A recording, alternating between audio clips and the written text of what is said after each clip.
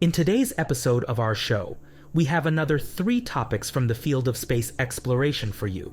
We'll start on Mars, where the absolutely extraordinary mission of the Ingenuity helicopter has concluded. In the next topic, we'll show you the preparation of the system for evacuating the launch pad for the Artemis program. Finally, we'll cover the preparation of the new American weather satellite, GOES-U.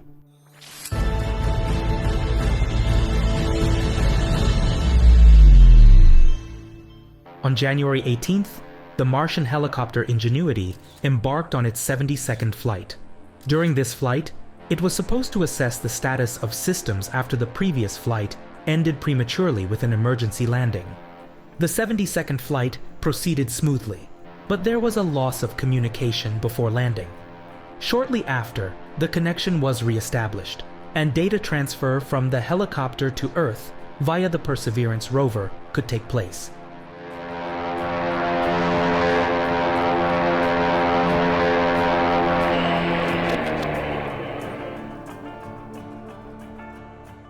Among the downloaded data was this photograph taken by the color camera of the Ingenuity helicopter after touchdown. We can see the shadow of one rotor, unmistakably missing its tip.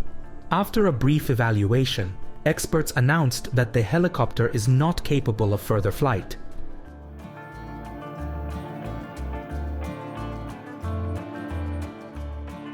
Ingenuity traveled to Mars alongside the Perseverance rover as a technological demonstrator.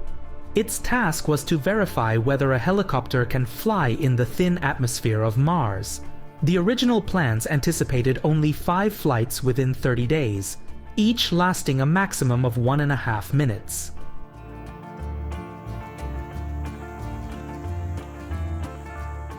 Reality far exceeded expectations. Ingenuity operated for almost 3 years, enduring the frigid Martian cold. It completed a total of 72 flights, covering almost precisely 17.25 kilometers. Its flights collectively lasted 2 hours, 8 minutes, and 55 seconds.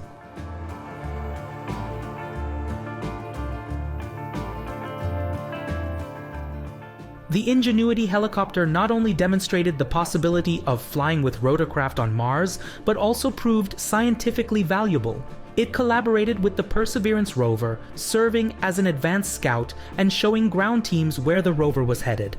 Now that its operation has ended, the team responsible for Ingenuity will conduct final tests of onboard systems and retrieve remaining photos and other data from its memory.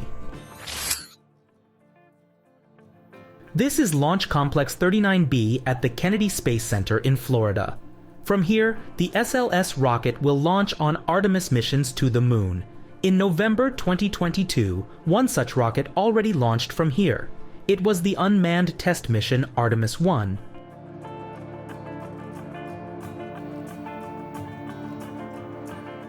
All subsequent launches will carry crew, requiring the preparation of systems not needed for unmanned missions.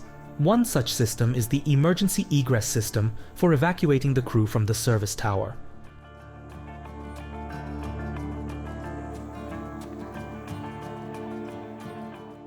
On January 24th, the first of 4 emergency egress baskets was attached to the mobile launch platform at the tower. The principle is simple. If a dangerous situation arises before launch, the crew of the Orion spacecraft and technicians on the tower will board these baskets. After securing the lock, gravity will ensure that the basket on a cable moves away to the base of the pad in the light blue area. There, prepared evacuation vehicles will be waiting.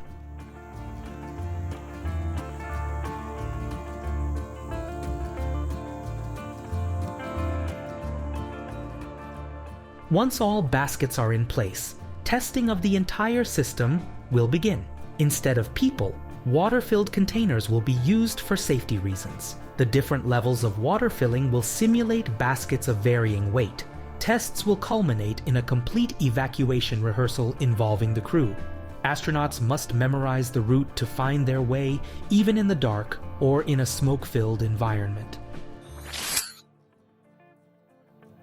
On January 23rd, a C-5M Super Galaxy cargo plane belonging to the U.S. Air Force, landed on the runway at the Florida spaceport. In its cargo space was a sizable transport container containing the latest advanced American weather satellite, GOES-U.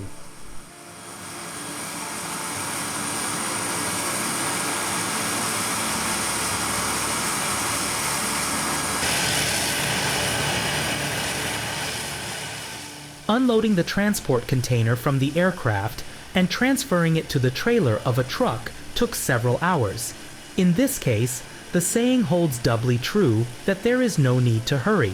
Rushing could lead to unwanted damage and further complications.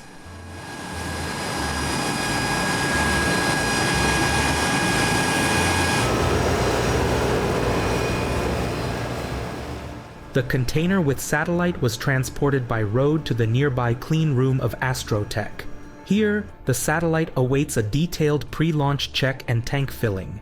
The dry weight of GOES-U is just under 3 tons. After fueling, the satellite will weigh approximately 5 tons.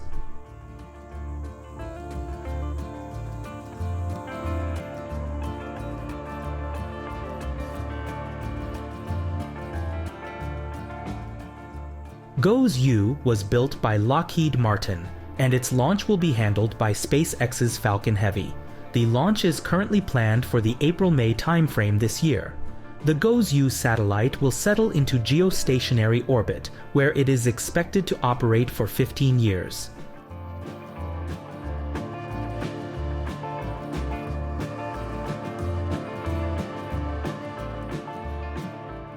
Data from GOES satellites assist with weather forecasts and enable monitoring of dangerous phenomena that can threaten lives or property, such as storms, hurricanes, wildfires, and even solar eruptions. Thank you for watching the penultimate episode of Spaceflight News. The final episode, number 288, will be released on January 31st. Our show will not continue in February, as its production is not economically sustainable. We would like to express our sincere thanks to all loyal viewers for being with us.